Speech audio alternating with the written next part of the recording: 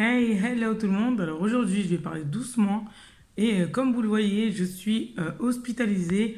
Donc je vais faire une vidéo après cette vidéo ou avant, je n'en sais rien, pour vous raconter tranquillement ce qui s'est passé et pourquoi je suis à l'hôpital, l'histoire en fait, le drame on va dire, pourquoi je suis à l'hôpital.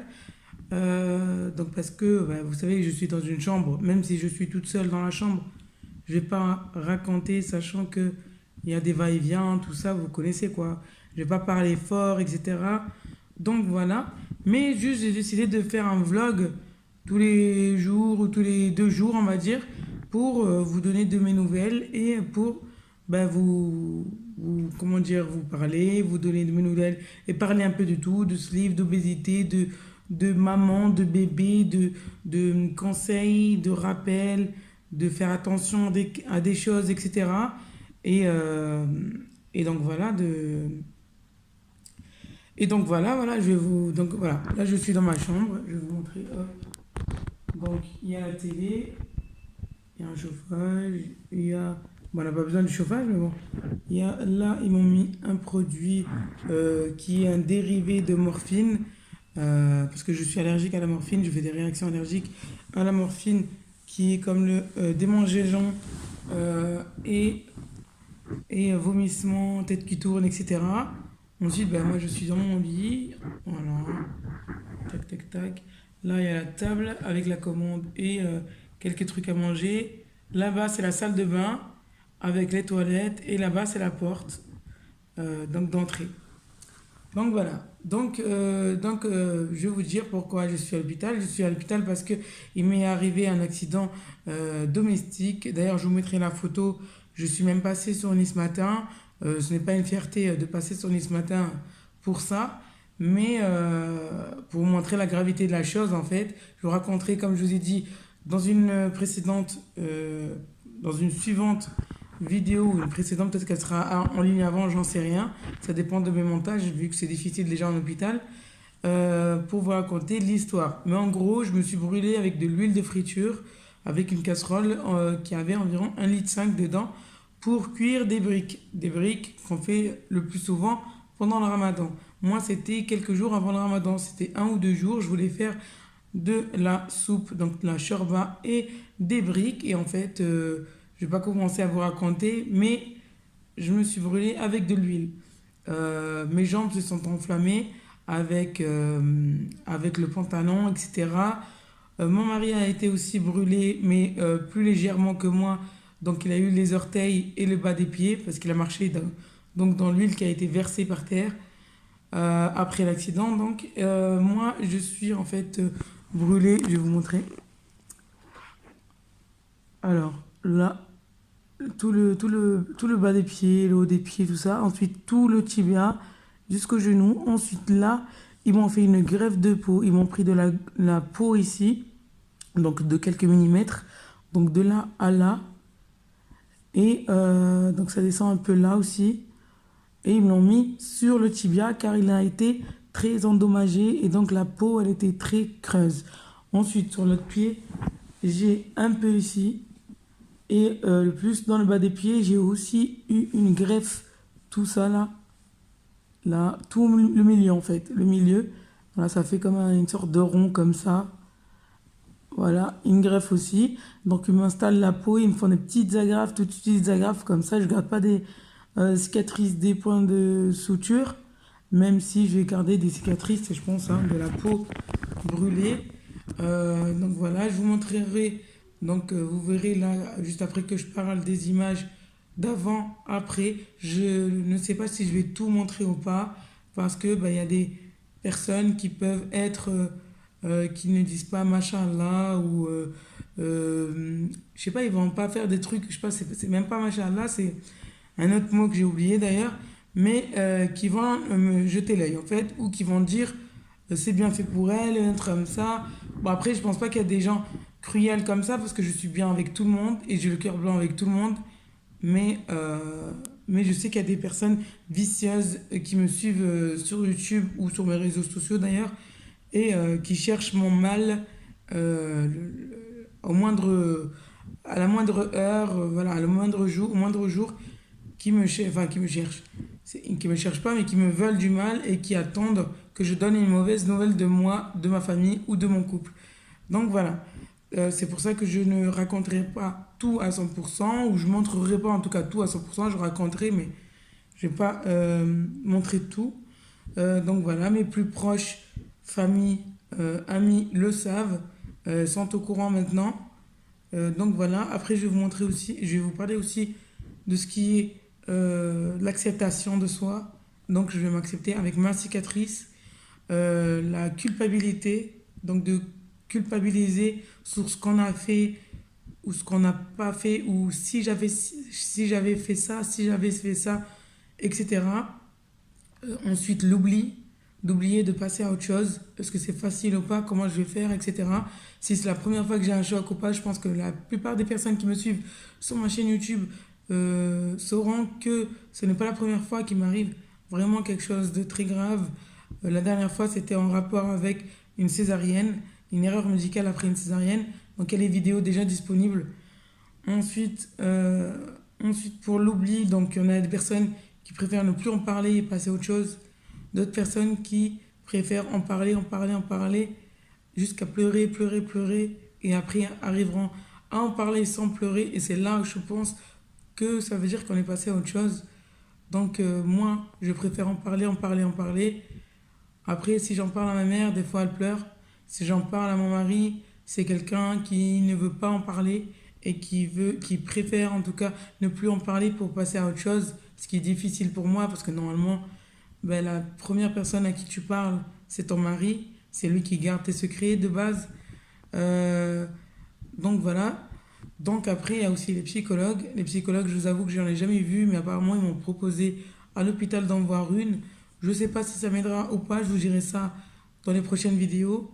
Donc pour ça, vous pouvez vous abonner, activer la cloche et mettre un pouce bleu à la vidéo pour m'encourager à continuer à mettre des vidéos en étant à l'hôpital.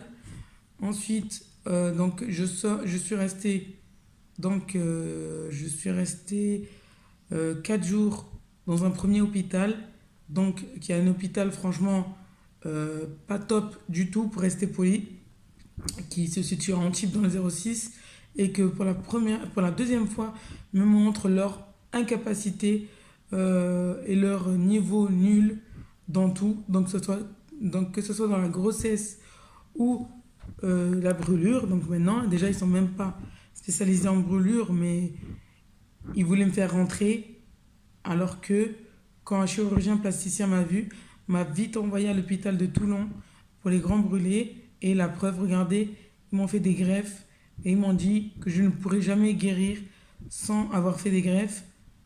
Donc, en gros, l'autre hôpital voulait m'envoyer chez moi comme ça, avec la peau, avec des pansements. Et si je serais rentré chez moi, ben, j'aurais la jambe pourrite et peut-être même amputée par la suite. Donc voilà, juste pour vous montrer encore une fois, l'instinct, quand vous ne vous sentez pas de rentrer, dites que vous ne voulez pas rentrer. C'est ce que j'ai dit. Et après, là, ils ont appelé un chirurgien plasticien. Et encore, ils m'ont juste dit, tu vas rentrer avec une chaise roulante ou le temps de la guérison, hein, ou un déambulateur. La chaise roulante, je vous avoue que je l'ai refusée parce que c'est très rabaissant pour moi d'être en chaise roulante, sachant que j'ai toujours été quelqu'un d'actif. Donc voilà. Après, je vais vous parler aussi dans la suite des vidéos pour la croyance, l'espoir, le destin, dans toutes les choses, le mal qui nous arrive, comment vous pensez au début, comment vous pensez pendant et après. Donc voilà, donc là c'était une première vidéo pour vous dire au moins que vous donnez de mes nouvelles et que je suis à l'hôpital et pourquoi. Et ensuite ben, vous suivrez les autres vidéos pour la suite. Donc voilà. Après, donc au début, je vais aussi vous parler de la douleur. Donc au début, la douleur a été surhumaine. J'en ai vécu des choses horribles, des douleurs horribles. Mais là, c'était surhumain. Je vous raconterai de toute façon quand je vous raconterai l'histoire, comment elle s'est passée. Après, maintenant, je vais vous raconter aussi que mon corps s'était mis en veille tellement que la douleur était forte. Donc voilà, et après, Il y a une anecdote aussi marrante. Il y a une anecdote qui est marrante qui m'est arrivée pendant le drame. Et en fait, j'y ai pensé après. Et c'est une anecdote vraiment marrante. En fait, je commençais à parler toute seule parce que j'étais à moitié endormie. Et c'est des phrases rigolotes que j'ai dit. Enfin, rigolotes, entre parenthèses, je me suis cru morte en fait. Je me suis cru morte, je me voyais. En fait, je me voyais pas mon corps, je sentais plus mon corps. Et je voyais que ma bouche qui parlait. Et en fait, je voyais ma bouche devant moi comme ça qui parlait. Moi, je vais vous la raconter maintenant, au pire. Et ça, c'était en fait à partir du moment où j'étais dans l'ambulance. Il y avait au moins 5 6 ambulances faciles devant chez moi. Et en fait, ils m'ont mis, donc je sais pas ce qu'ils m'ont mis, etc. Et parce que j'étais allergique à la morphine, donc ils m'ont pas mis à la morphine, ils m'ont mis peut-être qu'un autre truc, j'en sais rien. Et en fait, à partir du moment, ça a coupé, j'ai eu un trou noir. En fait, je me suis pas vue descendre de l'ambulance, etc. Et je me suis juste réveillée avec des gens qui me faisaient le pansement, qui me faisaient les jambes, etc. Et en fait, je sentais pas mon corps à ce moment-là. Je sentais que ma bouche qui parlait et je voyais ma bouche devant moi qui parlait. J'avais un endroit blanc avec plein de pixels, pixels comme Minecraft, Minecraft. Je sais pas si vous connaissez le jeu, mais c'était un peu comme ça. Pourtant, j'y joue pas, mais voilà. Et en fait, il y avait des carrés noirs et chaque carré noir ben, se baladait comme ça, se baladait. Comment dire, se séparer. Donc voilà. Et en fait, je commençais à dire à la dame, donc là, c'est l'anecdote rigolote. En fait, je commençais à dire à la dame, Madame, il est où mon corps? Mais vraiment avec ce ton-là, genre, Madame, il est où mon corps?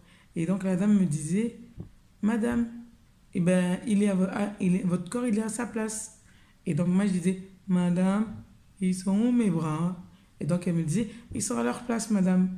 Et donc après, moi, je disais, en fait, je commençais à dire, ah bon, pourquoi je les sens pas? Mais genre, je parlais en ralenti comme ça. C'est pour ça, en fait, c'était d'un côté, c'était marrant. Et je me rendais compte d'un côté comment je parlais, mais c'était bizarre parce que je jure, je sentais que ma bouche parlait. Et en fait, j'avais peur qu'ils m'ont coupé le corps ou que j'étais morte. Je sais pas, la sensation que j'ai eue à ce moment-là, c'était bizarre. Et donc voilà. Et ensuite, donc moi j'ai trouvé ça marrant. Et ensuite, petit à petit, je commençais à me réveiller, tout ça. Et entre-temps, je commençais à dire, toutes les personnes de ma famille, je commençais à leur dire que je les aimais. Voilà, qu'ils me pardonnent si j'avais fait un truc. Malgré que je sais que je suis bien avec tout le monde. Mais après, je commençais à dire, telle et telle personne, je t'aime, telle et telle personne, je t'aime, telle et telle personne, je t'aime, je t'aime, je t'aime. Et j'accélérais, j'accélérais, j'accélérais. Et en même temps, je montais la voix. Et donc c'est là où la dame, elle venait et elle me disait, calmez-vous madame, calmez-vous, calmez-vous madame, calmez-vous, calmez-vous, on est là. Donc c'était bizarre, voilà, c'était une petite anecdote, la petite anecdote marrante dans tout le drame qu'il y a eu. Donc voilà, je vous raconte la suite dans les prochaines vidéos pour pas faire de longues vidéos. Et donc voilà, n'hésitez pas à vous abonner, à activer la cloche pour avoir une notification chaque fois que je mettrai une nouvelle vidéo et de mettre un petit pouce bleu et un petit commentaire si vous voulez en bas de la vidéo. Ah oui, et vu qu'on fait rien à l'hôpital, enfin que je fais rien à l'hôpital, vous pouvez me poser toutes vos questions, que ce soit sur Snapchat ou sur les commentaires YouTube ici, ça serait mieux, mais bon, après comme vous voulez. Il y a aussi mon Instagram, etc., qui s'afficheront à la fin et aussi en description. Et donc vous pouvez me poser toutes les questions, que ce soit maman, bébé, perte de poids, etc. D'ailleurs, j'ai perdu du poids à l'hôpital, mais et je vais vous dire comment je le sais sans me peser et sachant que je suis toujours pas debout parce que je ne peux toujours pas marcher sur mes pieds. Mais demain, je vais me faire anesthésier pour la 6e fois pour me changer les pansements parce que c'est tellement douloureux qu'ils me le font sous anesthésie générale à chaque fois. Donc, moi qui avais peur des anesthésies, je peux vous dire que j'en ai eu la dose là, 6 fois. Donc voilà, peut-être même une 7e fois avant de sortir. Donc voilà, je sais même plus ce que je disais. Oui, de m'envoyer des questions donc sur la perte de poids, sur maman bébé, sur des questions sur l'hôpital, tout ce que vous voulez, tout ce que vous voulez. Et moi j'y répondrai, ça m'occupera et ça me fera des vidéos. Donc voilà, je vous laisse la barre de commentaires juste en bas pour vous lâcher. Si vous n'avez pas de compte YouTube, vous pouvez m'envoyer des questions sur Snapchat ou mon Instagram, comme vous voulez. Et en tout cas, je voulais aussi remercier à toutes les personnes que je connais que à travers les réseaux sociaux qui m'ont soutenu et que juste avec un petit message de ce qui m'est arrivé sans rien raconter, ils m'ont soutenu, envoyé des messages tous les jours, le matin ou le soir. Et vous ne savez pas à quel point ça fait plaisir de se sentir soutenu et aimé aussi. Donc voilà, merci à tous.